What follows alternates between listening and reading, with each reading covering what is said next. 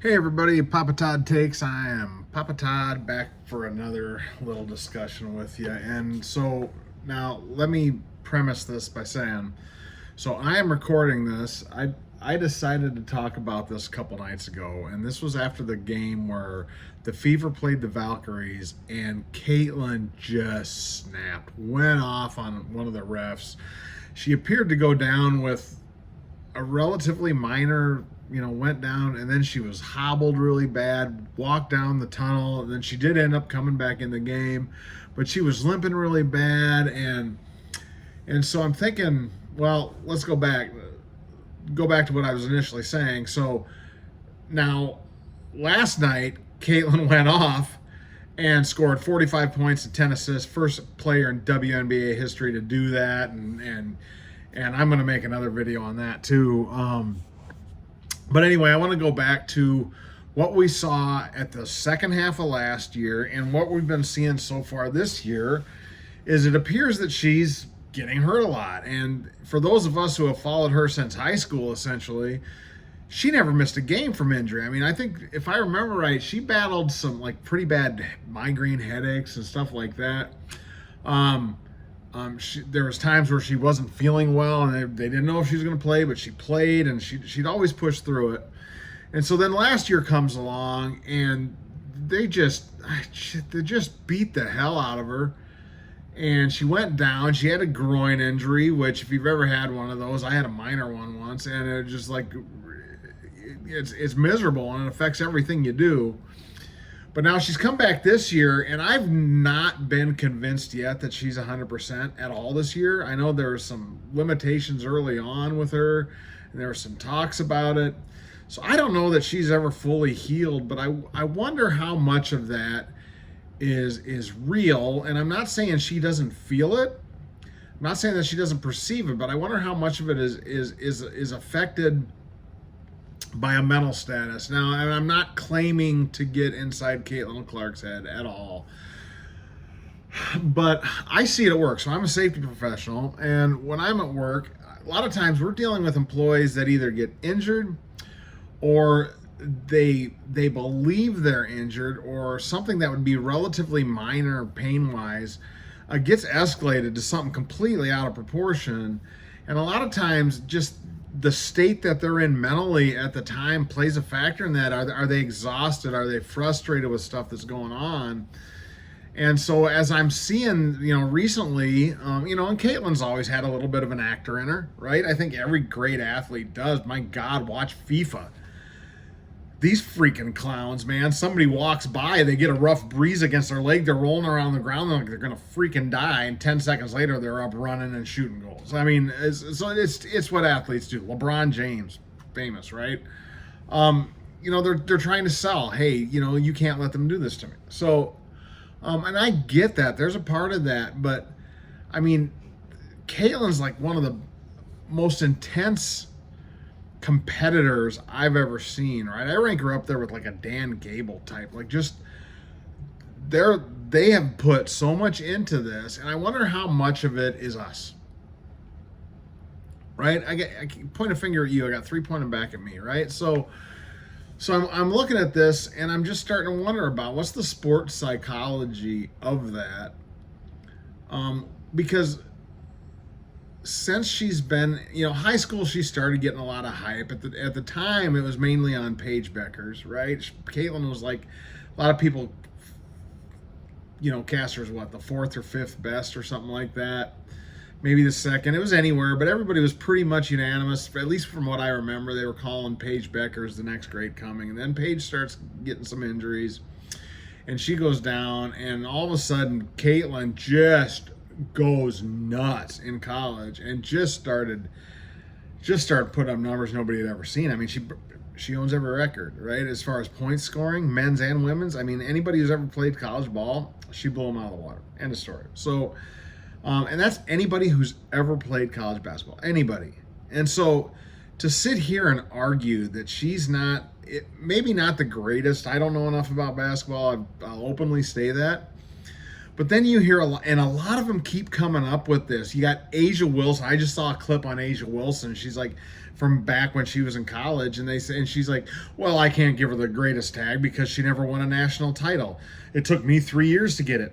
You know what, Asia Wilson, you freaking bozo. You played for South Carolina. You're on a team full of 4 and 5 stars. The same thing with the UConns and the old Tennessees of old and Notre Dame. They were loaded by. Caitlin, yeah, she never won a title, not a national title. She won a lot of Big Ten titles, right? And all these titles that she was winning, she was doing it with 2 and 3 stars, right? That's how she did it. So to sit there and say that you're better than her, and I know that's not exactly what you're saying, but you sure as hell insinuated it, that unless she's in one of these top teams, she took Iowa to your guys' level. To your guys. She beat South Carolina. Loses to them the next year, but beat South Carolina. I think they were on like a 30-some game, 40-some game winning streak at the time. First ones to do it, right? She beat them. LSU beat them, right? Ultimately loses the national title game. But at the end of the day, she did this with no, and I'm not bad-mouthing anybody else in the Iowa teams. My God, I'm a fan of all of them, right? Kate Martin and Gabby Marshall and you know, Jada Jimfy was, everybody played roles on those teams, so don't sit there and say that she can't be listed as that because she never won a title. And then she comes in the first year in the WNBA, elevates that team to the playoffs. They're not there without her on that team, not at all, because it wasn't Kelsey Mitchell and Aaliyah Boston. They were there the year before, didn't do jack shit. So something happened, right? And then last year she's all out. So you take the whole second half of the year out, she's out there. And this year she's struggling. But I wonder how much of that stuff is played by pressure. So let's dive into this a little bit, right? So the other night, so Caitlin's always bitching and moaning at the refs. We know that. That's what she does. You can hate it, you can love it, but at the end of the day, that's Caitlin. I don't know that I've ever seen her completely snap at a ref like she did the other night against the Valkyries. I mean, she went off, and then it got this going in my head. Well, how much of that is pressure? She's got tons of pressure, right? So it seems like she's constantly injured, or at least she believes she is. I don't think any of that's fake. She can exaggerate things because she's trying to get calls, but I don't think any of it's fake. And it's just me. I can't get inside her head. But she's never been injured before now. She always had fun playing the game. I haven't seen her have fun playing the game till last night. But I don't know that she was having fun as much as she was just pissed. And she was like, you know what? Up yours. I'm going to show you guys. Shut the hell up. 29 minutes. She missed a whole quarter's worth of play. Puts up 45 and 10. Are you freaking kidding me? She's a freaking... If she's not the GOAT, she's in the top 2. I can't see anybody else that can make it. But you guys are going to keep arguing it. It is what it is. So, but she was quickly titled the great one, the chosen one that was coming on. This is when she's a junior in college, we start hearing all that stuff, right? And for the most part, she has elevated and she has brought them to that level. She's done that, right? So they're talking about this for years, the WNBA. I mean, they're televising the WNBA draft and doing all this kind of stuff. And so you're thinking, oh, they're on. They got this figured out. And then she gets there and they're completely unprepared for it. I mean, my God, what a bunch of dipshits that run that league.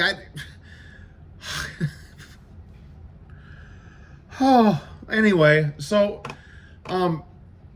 she gets in there and she's surrounded by all this love when she's in college, and then she gets this fan following. It's global, and that's not an exaggeration. Her fan following is, I would say, now I haven't looked at any numbers, but man, there are people from all over the world that were watching, right?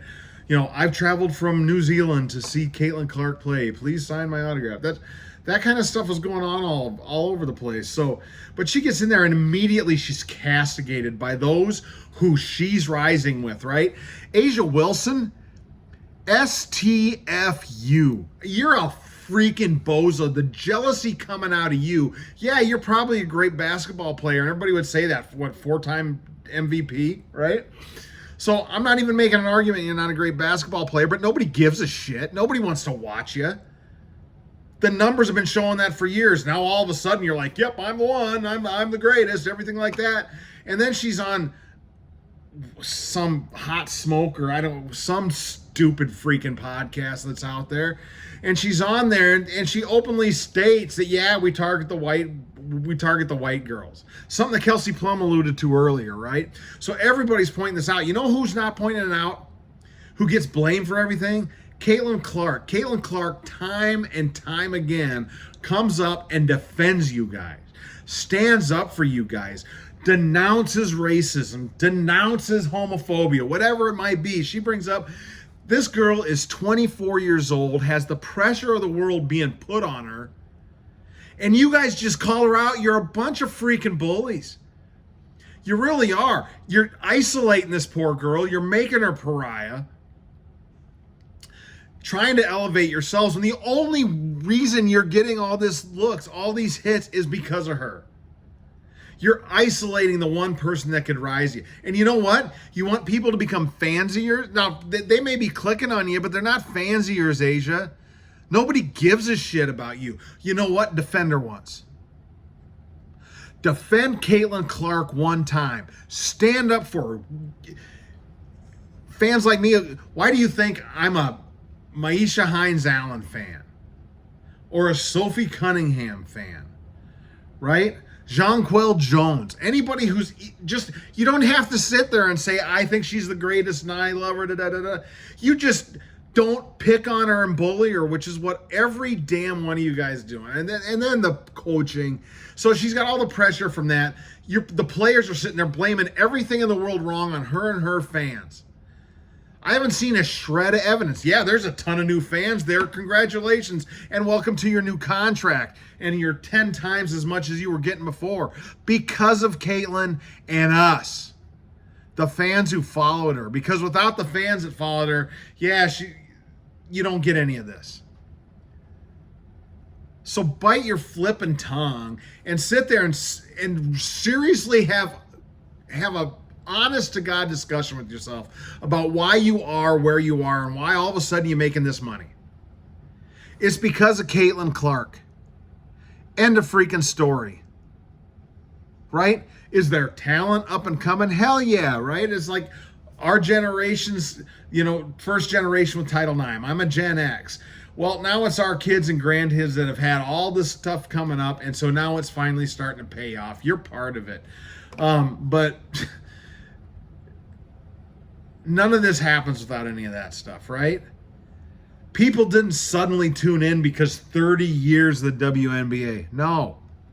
They tuned in because Caitlin Clark got eyeballs on it and they started following her, right? And so everybody's saying, well, has the Caitlin Clark sizzle worn off because the viewership numbers are dropping? Viewership numbers are dropping because we're sick and tired of watching the bullshit, right?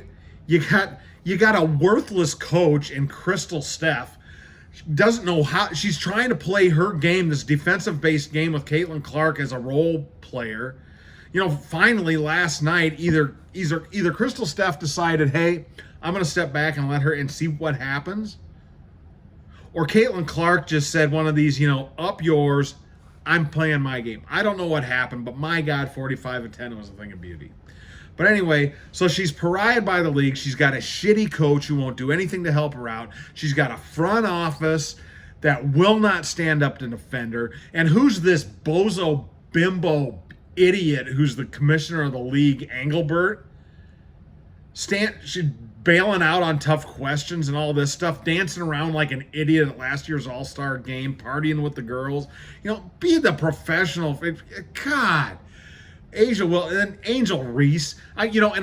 Ben Daniels, if you happen to see this, I apologize because you shouted me out the other day, told people to subscribe, and then the very next line, I called Angel Reese a whore. I was wrong, okay? I'm sorry, I shouldn't have said that. I mispronounced floozy. She's a floozy. Trollop. Something like that, right? So I won't use that word. I love you, Ben. I'm just having fun. Anyway, if you happen to see that. And then you got the Diana Taurasi comments. And I'm not like a lot of Caitlin Clark fans who took all this thing and got offended by that. Diana Taurasi had busted her ass, probably one of the greatest, if not the greatest that ever played, right? Her and Sue Bird, they're talking about it. They're just saying, you know, we came in, we were hot stuff, and we came in, and it took us a while to get our feet wet. So I don't blame them. They were just calling it out. I think they were trying to help her out, saying, don't put all these unrealistic expectations. And then she comes out and starts breaking records right away, right? But all these people, and Cheryl Swoops. Where's Cheryl Swoops at lately, huh? The only time I've seen Cheryl Swoops lately is on a commercial where she's basically apologizing, saying, oh, it's the next generation coming up, without saying Caitlin Clark's name. It's like she's sucking hind tit, trying to get back in. But everybody basically said, Cheryl, you're a freaking moron. You might have been a good basketball player, but you're not a very bright individual, right? So they get rid of her. And then you got, who's this Acho guy? This moron comes on and says the league would be better off without her because of all the controversy she's bringing and her fans are bringing. It's not her and her fans. Not once have they pinned anything on one of Caitlin Clark's fans, right? It's these idiots that jump on and they're saying stuff to get clickbait or whatever it is, stuff like that. All these accusations of racism. They're quick to investigate all of us right away. Not once has any of it been proven. In today's social media age, you honest to God think somebody in the stands yelling racist bullshit isn't going to get called out, captured, escorted? That's going to happen. No, they're all magical. And then what's her name? I don't know, one of these freaking players. Well, he's one of these Aces players this week. Somebody called her the N-word, which, no, it shouldn't be allowed. But guess what? It wasn't a Caitlin Clark fan either. But when did she call it out? Basically insinuated it's Caitlin Clark and all the fans. By the way, the ones who are responsible for you getting paid more. God, you guys are idiots. But anyway, oh God. So anyway, all this stuff, all these expectations on Caitlin Clark, she's the tide that raises all boats, right? And then and then Pariah by everybody that should be applauding her. The people in her own league, the one that it's never enough for them. They keep saying, why aren't you here? Why aren't you saying this? Why aren't you saying that? How much pressure can you put on a 24-year-old girl? You're putting so much on her, and you idiots, somebody calls you a name and you demand an investigation into it. Fuck off. Jesus Christ. And now she's got all this pressure. She's trying to do the right thing. And what's she doing now in the meantime? She's martyring herself. She's hanging herself upon the cross, right? She's standing up for the very people that are attacking her. She denounces racism over and over again. She stays professional and mature. Obviously, from listening to me for 5 minutes, you know, I don't have that kind of maturity, right? So stop it. It's got the toll on her. And so, yeah, that makes sense. That all these injuries, she just doesn't want to come back. You watch her play. She is not enjoying it. She's not. It's sad to see. And so I think that's what's happening. I think it's the mental toll that's going on. And I can't get inside her head. And I'm not saying she's got mental issues or anything. That's not at all what I'm saying. But I'm saying I see it at work with injuries. And I can see it happening right here, is that she's just wearing down. And until she finds a team, a front office, a coach that'll stand behind her and let her do her thing. I mean, she's standing there biting her tongue all the time. She can't say anything. So, I think that's what we're seeing, guys.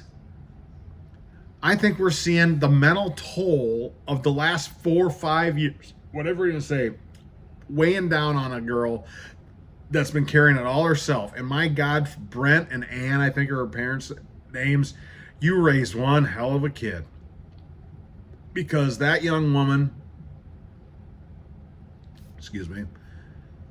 that young woman has taken all the heat, and she just keeps coming out stronger. And last night was proof even more so of that, man. She had 45 and 10. Are you kidding me? In 29 minutes. God bless you, Caitlin. I hope, and I would hope everybody. So yeah, and here I go, and I'm putting this out there, hoping some people like and see this. So if you do like this video, please like and subscribe. But at the end of the day, we just got to support her. So when we come out, we got to say more stuff to support her and less stuff attacking all the garbage. But I'm going to keep coming after these. Like Asia Wilson coming out and admitting she's just targeting white players was bullshit.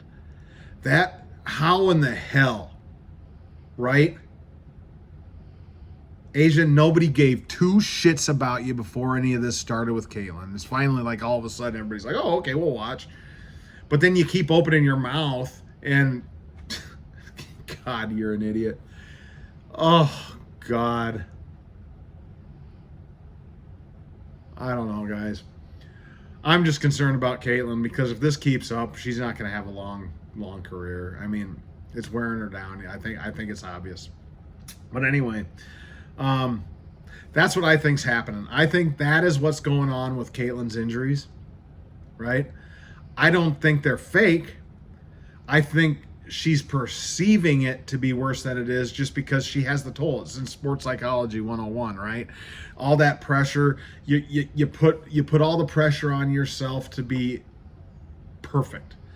An unrealistic expectation of perfection upon herself. I mean, we've seen for years, those of us who have followed her, the workouts, the intensity, you've seen the professionalism, the way she responds to, they have thrown gotcha questions at her where it'd been easy for her to screw up and say the wrong thing that everybody can jump down. I don't know that there's a single thing she's ever said that anybody could jump down, right? So people need to get on board and back this girl up, or this young woman. I shouldn't call her a girl.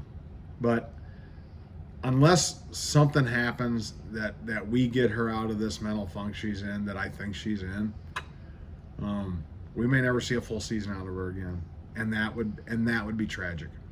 That would be the worst thing ever in my eyes. So anyway, guys, hope you enjoyed the conversation. I hope you put some comments in. I'm really having fun responding to comments. So I hope you put some comments in. And if that's the case, till next time, this is Papa Todd Takes. I'm Papa Todd.